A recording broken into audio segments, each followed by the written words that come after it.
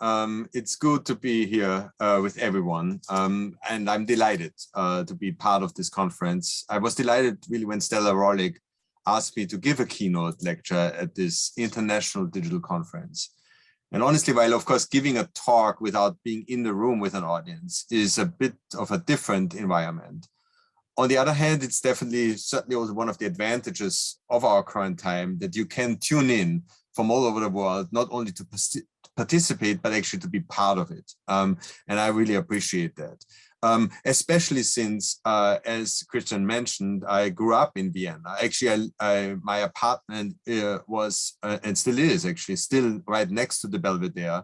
So I feel very close, not only to my hometown, but to this specific institution. So thank you again, Stella and Christian, and everyone who has worked on this for inviting me.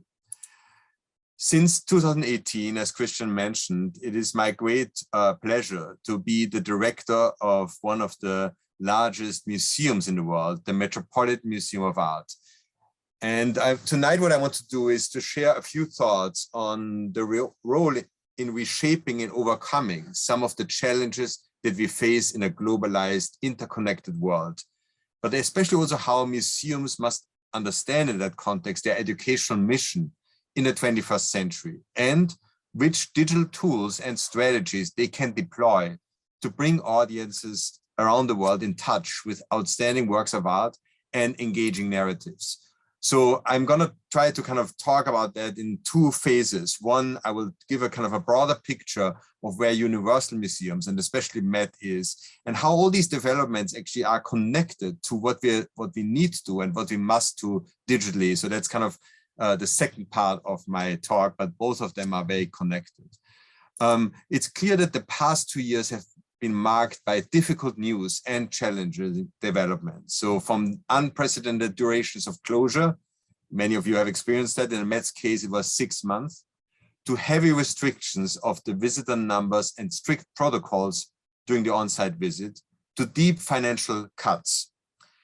It may have seemed that museums had to reduce their programming during the pandemic due to these challenges, but in fact, what we have rather seen is the biggest expansion of museum activity and accessibility in the last century. During the past 2 years, museums expanded their digital outreach and offerings. They optimized, in that sense, their digital skills, transformed their websites and other digital outlets to share their content to an exponentially growing audience. And the pandemic and our new working and living habits created actually an audience that transformed museums into digital platforms with an audience far beyond their physical reach, and increased accessibility, and which is a significant step in that sense towards the museum for all.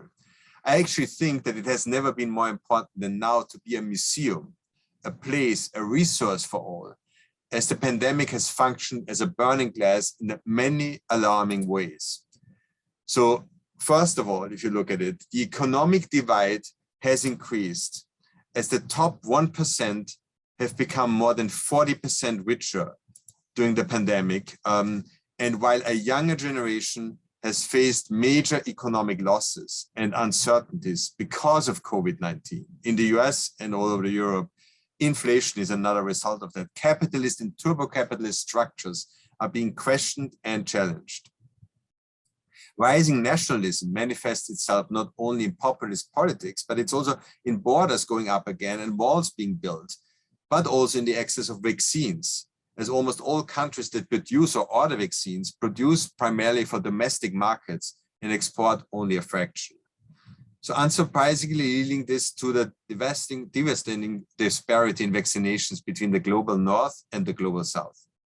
The pandemic has also left its mark psychologically. Loneliness is becoming a growing challenge in our society that is still being dealt with far too little, often leading to mental health issues. And again, exacerbated by the pandemic, but already problematic before, is an increasingly confusing approach to truth and facts, and to how we, as in social media and other platforms, how we deal with that, and how an increasing culture of hate that ultimately destabilizes democracy kind of pervades us. Globalized societies grapple with the complexity of these issues, which can pose existential risk And museums in that sense are mirrors of society and memory institutions for our past and have an institutional role within this struggle. So when the values on which our society is built are questioned, museums are at the heart of being questioned. Museums are at once built by and reproduce the structure of power and wealth based on class, on race and identity that we see in our society. So museums are not only a reflection of a society's constitution, but at the same time the outcome of the development of how we live. So like for democracies as a whole, we must ask ourselves as a museum, who really decides, who represents and is represented, who constitutes the voices that are heard in a museum? And do we indeed not only invite, but also integrate the various communities to participate? In a time of rising nationalism, must museums prioritize global cultural exchange and international accessibility even more, or are we ourselves already too much of a product of latent nationalism in regard to how we collect, how we represent, how we communicate, and how we develop? So as participants in a capitalist system, could we become more and more the beneficiaries of an ever-widening wealth gap? And who should indeed fund the museum? So these past 2 years have surfaced even more than before issues and challenges for society, democracy, globalization, and capitalism. In this overall context and faced with a multitude of institutional challenges during the pandemic, museums in that sense experience now more than probably ever before how important cultural institutions are to people and how the issues they are grappling with. So we are a place where people feel a longing to return to and where people just love to be there more than ever, as the return of our audience has shown after the pandemic. And here you see an image of our first visitor after the pandemic. And at the same time, we are a place for a spirited debate where relevant issues get addressed and where our own institutional values get tested and questioned. So going back in time, the idea of the Encyclopedic Museum is more than 200 years old, of course, born of the Enlightenment, representing an effort to bring the cultures of the world together in one place. So with objects like these, museums tend to tell one linear narrative about humankind and its cultural development, usually starting from Mesopotamia, then to Egypt, then on to Greece and Rome and so forth. But today in our globalized, interconnected world, we have to realize that this essential, linear, constructed, Eurocentric story of cultural development has evolved, is much more complex. Our understanding of cultures is also broadening with it, and the roles and responsibilities of institutions representing this are transforming. In fact, in that sense, we have to realize that there is not one story about the development of the cultures of the world, but rather there are many simultaneous, multicentric, intersecting stories of culture throughout the ages. In addition, the whole logic of the Encyclopedic Museum is to be challenged in its promise of a Western-centric view, but also in its goal of being comprehensive and complete. This goal is in fact unachievable. You simply cannot represent all cultures of all times in an equal manner. So the impossibility to achieve this has to be part of the discourse. In fact, I would argue that it's more relevant to enter into this discourse than to try to achieve universality. There is, in that sense, and there has always been a spectrum of connected cross-cultural histories needing to be recovered and uncovered. So therefore, the most important goals for the Metropolitan Museum of Art, on-site and online, as one of the world's largest encyclopedic museums, is to complicate the narrative by celebrating, yes, artistic excellence and cultural achievement, and foster its understanding through a diversity of narratives from multiple perspectives. Also, in time of rising nationalism, we need to offer global perspectives about the cohesion and the interconnectedness of cultures. The challenge is, of course, to superimpose this on an existing departmentally and geographically organized footprint of an institution, as you can see here as the one of the Met, that has developed over more than 100 years with deep knowledge and expertise in many areas, but with also a clear departmental, cultural, and even geopolitical divisions being manifested through that in bricks and mortar. So needless to say, if you would build up and organize the Met from scratch today, it would look very different, not only architecturally, but really also how we would arrange our collection.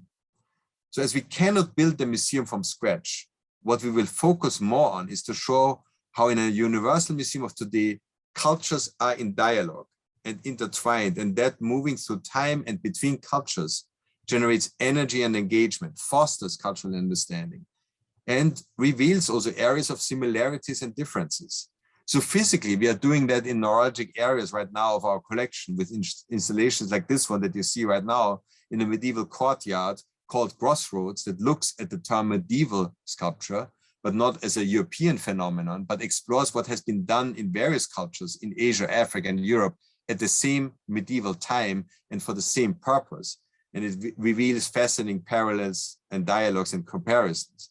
So this kind of moving away from departmental thinking can, of course, be done way more swiftly online, where we do not present our collection divided up into 17 curatorial departments of the Met or mirroring our geographically organized footprint, but as one universal collection where the search for art of the Middle Ages, for example, generates immediate results from all around the world.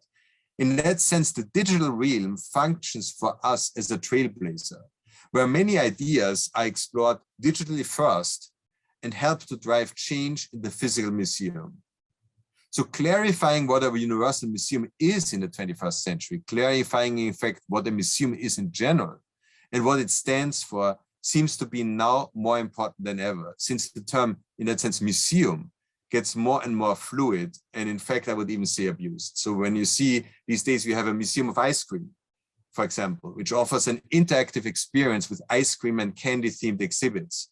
And many other museums of something are popping up. Another phenomenon, as you can see on this slide, not the previous one, another phenomenon is how even mundane aspects of everyday life get curated and culturally connotated, from the carefully curated supermarket to the opera-themed restroom, even here in Vienna, as the idea of art becomes a vehicle to enhance almost any context. Art museums must compete, must make themselves relevant, but of course, in a completely different way. Museums in general are in constant competition for the visitor's attention, especially here in New York, where we are bombarded by sensory overload. In these cases, museums try to offer the rarest of commodities, in a sense, a time and place for quiet contemplation within a community. It is interesting to note that the average stay in a museum has not changed over the last decades. So while other information or entertainment sources like TV, newspaper, movies, etc., have transformed, grappling with a limited attention span and reduced readership or length of reading or consumption, the average length of the museum visit has not changed over decades. So you might say that that's true maybe for all cultural offerings, but it is important to know that at the museum, your length of stay is entirely voluntary and up to you. So kind of, for example, while peer pressure from your neighbor certainly prevents you from emptying your seat after the second act of Parsifal, nobody at the exit of the Met asks you, you're already leaving? So still, we have to be perceptive of which experience the next generation is looking for. Fully immersive infotainment spaces, such as the Van Gogh experiences in Paris and in New York, or Super Blue in Miami, enter the field, and we are certainly monitoring what they do. But for us, it is also more important to think about what we offer that they simply cannot. In this context, one should also take a closer look at the excitement of and around NFTs. So NFTs initially have nothing to do with the work of art. An NFT, in that sense, is a proof of authenticity that is saved on the blockchain. So in that sense, everything that's potentially ubiquitous can be made unique. And so a video file of LeBron James dunking or Jack Dorsey's first tweet becomes a unique special object, an immaterial object. And has this kind of aura of authenticity and special attraction. So at the museum, we know exactly that that experience of having something that has endless excitement, internal longing for the unique, for the singular, for the original. The experience of seeing that, being in dialogue and in the presence of it, cannot be reproduced. Since a poster of Velázquez or Juan de Pareja does not replace the experience in front of the original or even owning it, NFTs create, in that sense, an aura of uniqueness and singularity to cater to the ever-present desire of experiencing just that. In a time of endless and highly sophisticated digital reproducibility, the cult of the original becomes even more relevant. So what these developments mean for museums are twofold. One, on the one hand, we need to position and develop the experience factor in museums by constantly evolving the presentation of artworks as unique representations of human creativity in a timely and engaging ways. So it necessitates us to modify and modulate also our means of presentations and installations in regard to density, lighting, foreseeability, and surprise. And on the other hand, it's not about creating virtual, multisensory, overwhelming environments, but all about engaging narratives, storytelling, both on-site as well as on our digital platforms. We need to bring our audiences in touch with objects of the past and the present by allowing them to experience them as outstanding works of art, but also by conveying engaging stories that not only enrich the audience's knowledge, but surprise our visitors, capture their minds, and connect their own lives. So here again, I think we can learn from so many other media, like the great documentaries, for example, of Ken Burns, whose films are always rooted in outstanding scholarship, but also have fascinating storytelling as a platform. From the very beginning, the Met saw itself as a public resource, as an institution deeply rooted in scholarship that grew its collection and its understanding, and that has at its core a mission to educate the public. In 1870, the focus of the art education leaned heavily on the development of knowledge as a means of instruction, improving manufacturing, artistic practice, and general knowledge. Nowadays, we have significantly expanded the vision of who we want to be. The museum transformed from a docent to a convener, much more in service of and in dialogue with both the local and global communities, educating and engaging with diversity as a core strength. And very importantly, we see ourselves as a space for all, where we encourage our audiences to be actively engaged and involved. We want to make sure that people in that sense feel connected to the Met. They feel part of it. They feel the museum represents them. They feel emotional and attachment. As you can see, when we open an exhibition on Armenian art, the whole Armenian community embraces that exhibition. In January, we celebrate Chinese New Year at the Met. In March, we celebrate Nowruz, the Persian New Year, as you can see on the next slide. In June, we celebrate Pride. In December, we celebrate Christmas. You can see that on the next slide. Right, sorry, now we're back. We are the home away from home for so many of these different cultures and environments. And sometimes like last fall during MedFest, we just celebrate that we are part of many communities and cultures. So we also embrace that Hollywood makes us a site of all kinds of movies and conversations, which means that the Met is fully embedded in popular culture. So being a space for all also means constantly updating the narratives in the galleries and making different voices and viewpoints heard on the works that we have in the collection, but more broadly, that we make history more transparent and review it from multiple angles. So our permanent exhibition of the art of Native America is a recent example for how we broaden our collection and artistic representations to make history more transparent in the American wing. The installation showcases 160 masterworks that we have received as gifts. It is now an intrinsic to our American wing's evolving collection focus and expanding definition of historical American art.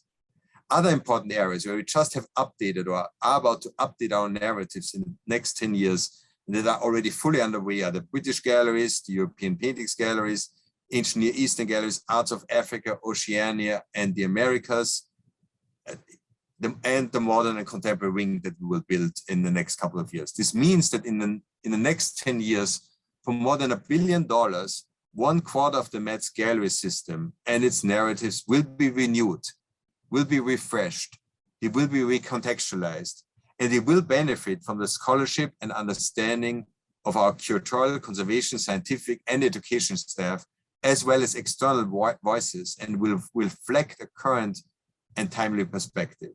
I mention that because it seems so important to kind of stress that it's really basically everything that we do, but that we also invest so heavily in our on-site recontextualization, I do think that the physical experience of the museum will continue to be powerful and strong.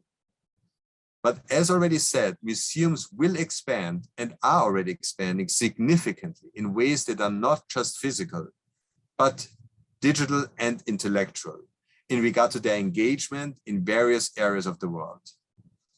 The way how people experience and connect with something that is relevant to their lives had, of course, already changed a lot in previous decades. Take, for example, this image of the papal inauguration mass in 2005 and this image of the same events in 2013.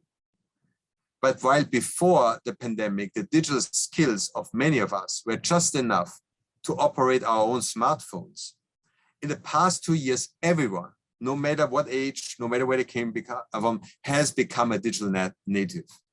So as a result, online engagement during the pandemic has increased dramatically, certainly also here at the Met. The statistics in that sense speak for themselves. While we were closed physically for half a year, the virtual global reach of metmuseum.org grew to 260 countries. We saw over 30 million visitors to our website and 275 million users on all our platforms, including YouTube, Arts and Culture, Instagram, and several others.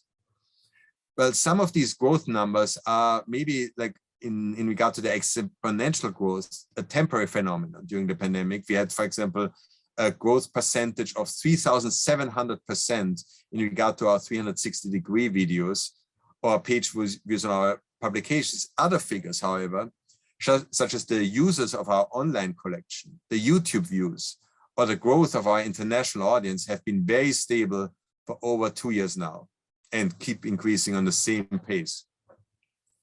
The latest Culture Track study identified 3 qualities that are most important for online cultural activities according to the users. 1, free access to content, global access to organizations located in other places, and a social component to connect with other participants. Free and global access to its collection has been of the utmost importance for the Met since many years. So in 2017, we led the way in a certain way, together with 1 or 2 other institutions, with our Open Access Initiative, which makes images of almost 500,000 public domain artworks in our collection available for unrestricted use under Creative Commons Zero.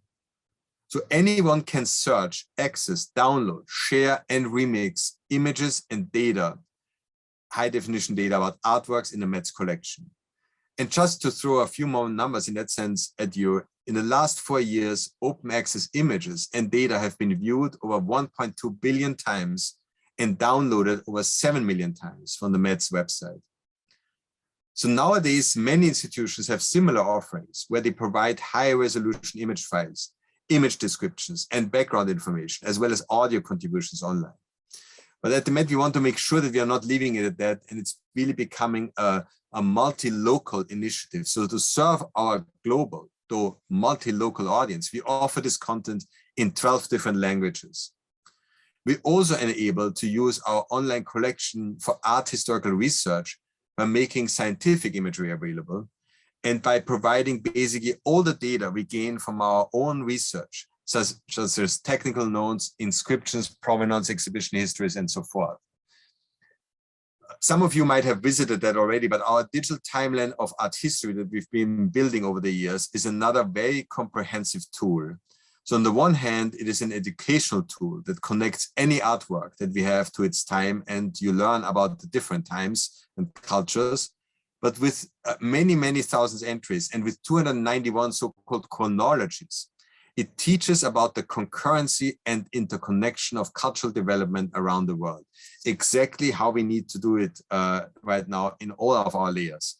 It has become the primary art history teaching tool in many school classes in the United States and beyond. On the other hand, the Timeline of Art History also is a scholarly publication platform where our curators, conservators, and researchers can share new perspectives much faster in essays than we can print them in catalogs and display them in galleries. And so it's a major tool of dissemination and distribution of knowledge. Of course, we are not abandoning print publications at all, but we instead are working on making them accessible online as well. And through our library's website, you can access now our digital library collection from mass-produced publications and exhibition catalogs to really also rare books from all across the world for free. So right now, today, we offer a total of 68,036 titles online for free, fully downloadable, our entire publication array, as well as much more. So this map shows you how popular this offering is around the world, and how also the digital library collection contributes to our goal to be globally accessible. In a sense, what you can order, of course, you can order it online and have it shipped to you as a printed form, but we want to make sure that everything is actually really accessible and at your fingertips. When the pandemic hit, the challenge was to translate the robust and multi-layered on-site program, and some of our speakers have already spoken about that, and into a meaningful program online that allows for a similar kind of access the users knew from their visits on site. But you shouldn't emulate just kind of a visit on site, but you have to create something different. The program we came up with actually made the Met more accessible than ever before. And we wanted to make sure that all of what we do stays with us after the pandemic, after any lockdowns.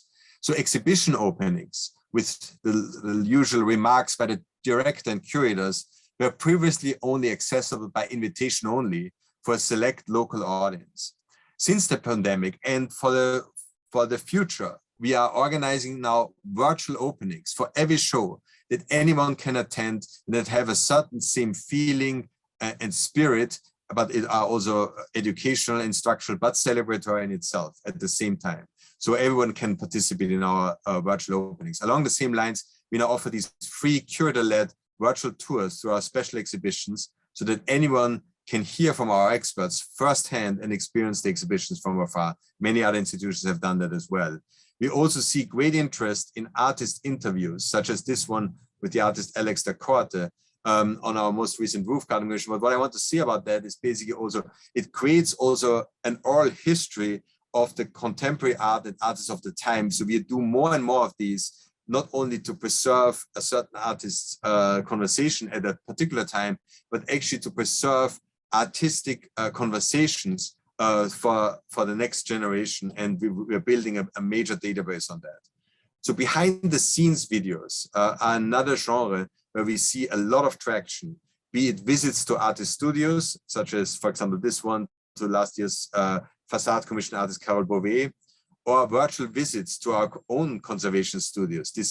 So these behind the scenes visits, this video alone on a conserving of a work on paper by Michelangelo received over 1.8 million views on YouTube so far. So as you see, we offer all of these tours and interviews on YouTube, and these and our multifaceted other offerings on YouTube contributed to an increase in hours viewed by more than 8,000%, and an increase in monthly watch time by more than 93%. So as you'll recall from an earlier slide that I've just shown you, social access is another access dimension of highest importance to digital audiences and to us as well.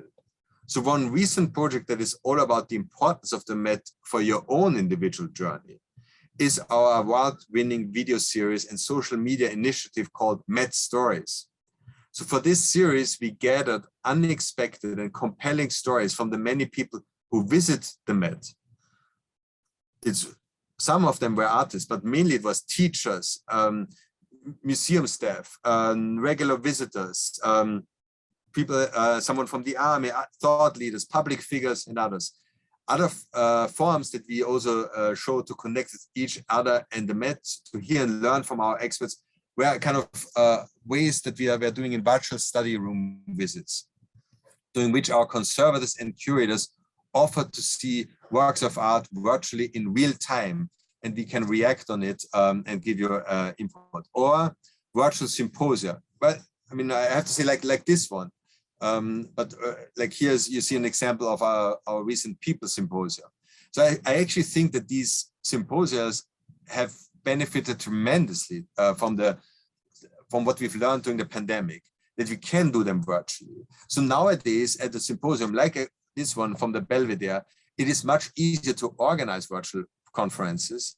And you're no longer restricted in regard to who you want to invite by time or money and how much it takes or costs to bring someone from somewhere. So you basically can really select the best possible people from all around the world. There are no barriers in regard to these costs. This also opens up opportunities for the composition of our board of trustees. As you can see here, the board of trustees is an institutional organ of high importance for the museum's governance. But being a member of the board requires very active involvement and regular attendance of meetings, which previously at the Met was something that only, to a certain extent, only New Yorkers were able to do in a sustainable way. But our new routine in virtual meetings now allows for this engagement to be done remotely, which offers additional opportunities to diversify our board and to be, and you can see now where all of our board members are coming from, and also to be a truly universal in that sense. But we are not only a universal museum, we are also a multi-local museum, as I've mentioned before, and we need to become that more and more.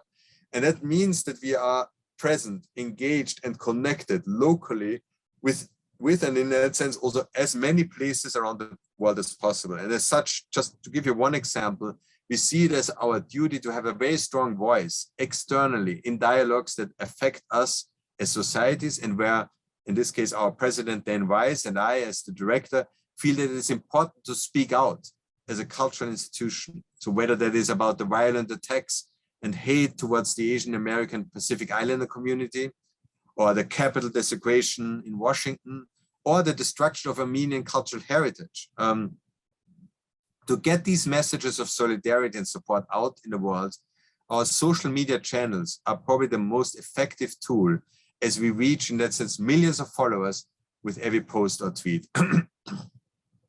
So across the three major media channels, Instagram, Facebook, and Twitter, we saw a net increase in followers of 22% in the past year alone. And the total impressions across the three major social media platforms in that year were over 44 million.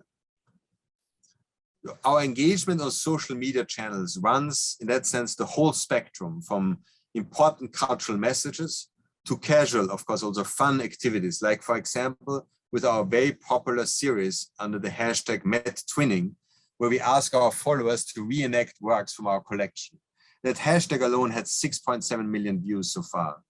So another hit, especially during the first couple of months of the pandemic, have been our virtual tours through the museum. So we have several offerings in that regard, starting with a project we call the Met 360, that allows users to explore the galleries and choose their own views thanks to the spherical 360 technology. And we heard that already in the previous talk, that basically technology really drives that and allows us to create more and more of these opportunities. As mentioned before, this project really also alone saw use increase of 300,600%. Along the same lines, we offer silent gallery tours on social media.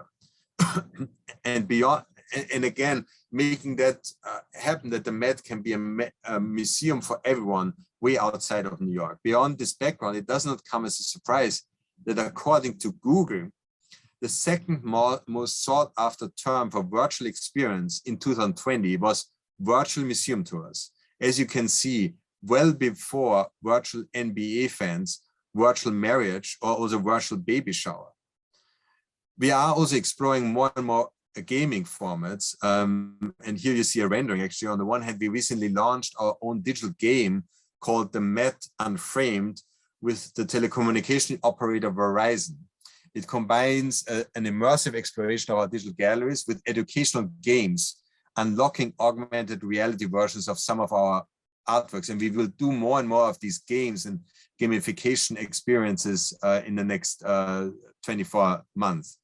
On the other hand, so you'll hear more about that. On the other hand, as producing your own game is very costly and requires a whole different set of skills and also staff, we are trying to connect and insert our content into already existing and successful digital games. For example, here, the team behind Animal Crossing, which is a social simulation game by Nintendo, shared their code with us. And as you can see here, we were able to adapt and synchronize the walls of this home with our digital collection. As a result, gamers can now choose from 500,000 works in our open access collection to decorate their virtual homes. Animal Crossing is not the only non-Met platform that we use to share our collection. We also use platforms like Wikipedia to further disseminate our content and our imagery. So for example, we have people working at the Met mainly to populate Wikipedia sites on all sorts of topics, be it on Nigeria or Henry VIII, to make our imagery the prime illustration for a certain topic. None of our digital activities would be possible without our expert in-house imaging team, which is in that sense at the forefront of advancing artwork photography and imaging techniques, and which provides the base for a lot of what we do online. Augmented reality is one of these techniques, and for us the most interesting one that we try to use to enable deeper exploration and a degree of personalization. So in this example, you see an augmented reality technology that brought our famous Simi Cohopa stand into a user's living room. You can do this with your iPhone while listening to the curator's voice, and it's shareable on social media. Since the start of the pandemic, we have also translated our highly regarded performing arts program into the digital sphere. So as you can see here from this image, we did an opera production, it's called The Mother of Us All, that we staged for an audience in the museum's Engelhardt Court. What was much more important for us was that we filmed it with very sophisticated equipment, so that our productions are extensively captured and accessible online as well. So other performances are produced for an online audience only, as you can see here. This is a site-specific work that we did with the artist Li Mingwei and the choreographer and dancer Bill T. Jones in our empty Great Hall at the height of the pandemic. So it was really only for a virtual audience. Or we are doing electronic music sets by leading DJs in the medieval galleries at the Met Cloisters, again, only for a virtual audience, because it scales much better, and on-site experience is something we still provide, but you film it in a very different way and create a very powerful experience. As you can see from the involved setups for these productions, it's very ambitious in the context of not only the quality of the recordings, but also how you capture the spirit of the performance. But there are also formats where it's most important for us to realize something can be done very quickly and very cheaply and very individually, so that's not always a hierarchy at the museum that controls that. So I like that our Egyptian department adapted the famous American quiz show format Jeopardy and quickly organized a virtual quiz show. So really kind of quick and dirty, so to say, for their friends and supporters without a huge digital production behind it, but just to have fun and stay in touch. So I personally encourage this kind of trial and error mindset, and lots of other departments are doing that. On the other hand, we produce what we call primers, something that we already did actually in Frankfurt, which is a digital tool, which is almost like an immersive introduction into both an exhibition that you might want to see or a collection area. And it gives you an opportunity to study it up front and before you're coming to the Met, and you have a richer experience. And we're sending that to you when we know you're coming because you ordered an online ticket, or you said as a member that these and these are your areas of interest. So it's kind of a service. Again, all of these are for free. It's a service for you to have a rich experience coming to the Met. So stories, videos, and also stunning images, this primer in that sense provides the visitors with a fresh, dynamic experience that can help them in that sense prepare intellectually also for the visit at home or in the subway, wherever you want to do that. In Gallery Guide, when on-site, users can use virtual tours to navigate through our galleries. Our audio guides are all downloadable, of course, online on your own phone, and are available for free. We work with well-known narrators, such, for example, here at our current audio guide for our Disney and the French Decorative Art Show, that's Angela Lansbury, the voice of Mrs. Potts from Beauty and the Beast. So there's a strong kind of involvement, engagement, and again, also this idea to make it for free. Any educational offering in all these different incarnations, do them for free. Most recent digital offerings in the galleries are also Spotlight, which is a monthly series. You see the classical idea that museums had over decades about, yes, one object is there's a focus on it, but what we are doing with that now is we are running it through all of our different digital and online channels. So for 1 month, one particular object will be highlighted in multiple different ways. We'll tell different stories about it. Different people will give narrations. It will be activated through multiple ways, even our retail stores, to create a really 360 experience and educational offering in a multi-perspective way. We also have digital offerings specifically, of course, for children and their learning needs. I mean, we all know that the Met can be already overwhelming for adults, and for children, of course, even more so. So we've worked with a teenage advisory group and with kids to develop an interactive digital map for kids, which you can see here. And it nicely captures, of course, the vastness of the Met, but more importantly, it invites children to take a closer look at individual objects and to learn more in kid-friendly explanations videos. And it also offers a time machine, which is sort of a mini version of the previously mentioned time-lapse of art history. So talking about kids, another project that is currently underway is the creation of a multi-purpose active learning center that will reimagine how the museum can inspire exploration of its encyclopedic collection. It will for sure amplify curiosity and create new experiences specifically designed for the Met's youngest visitors. So this will be an immersive space on site, physical, in which digital will play an important role, but where we are also mindful of how much screen time kids should have in general. Therefore, this space will for sure use digital tools and screens to explore concepts of light and materiality, but will also have a strong focus and activation through non-digital hands-on activities like constructing and building, playing instruments, and reading.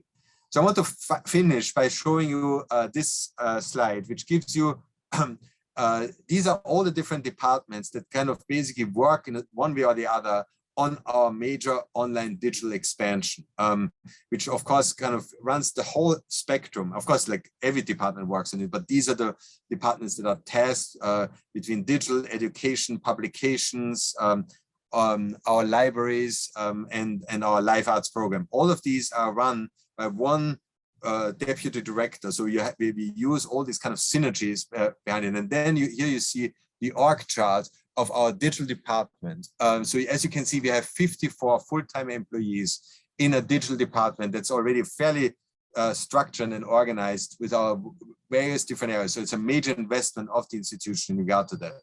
We also have multiple digital advisory committees, and you can see here some examples of them, where we on purpose don't only rely on, so to say, museum experience, but really experience from the tech industry, from the next level development, and from our main supporters and investors in tech industry. And I wanted to end today's presentation in that sense with this video, which shows you the Met-inspired Google Doodle, which Google commissioned on the occasion of the Met's 150th anniversary, highlighting a diverse selection of objects from our collection. It was featured on the Google's main page instead of the regular Google logo at our anniversary day. And it was available in the US, as well as over 20 countries worldwide, such as Australia, Germany, Japan, and others. It generated enormous traffic to our website, just resulting in additional 1.5 million page views on that day. But what's remarkable is that 95% of the visitors who came for that additional visit had never visited the Met's website before.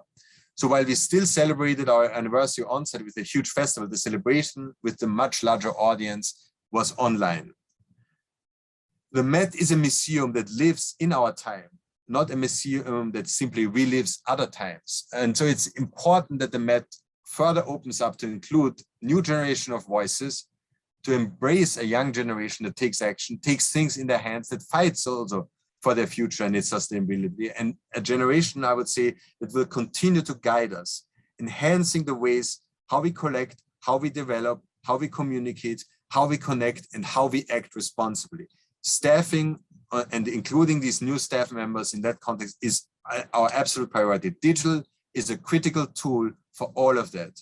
And I hope that many of you will follow what we are doing, and many of you will, of course, in other institutions will do the same. It's a great and exciting future and a major expansion of what the museum can do, should do, and will do in the future. Thank you.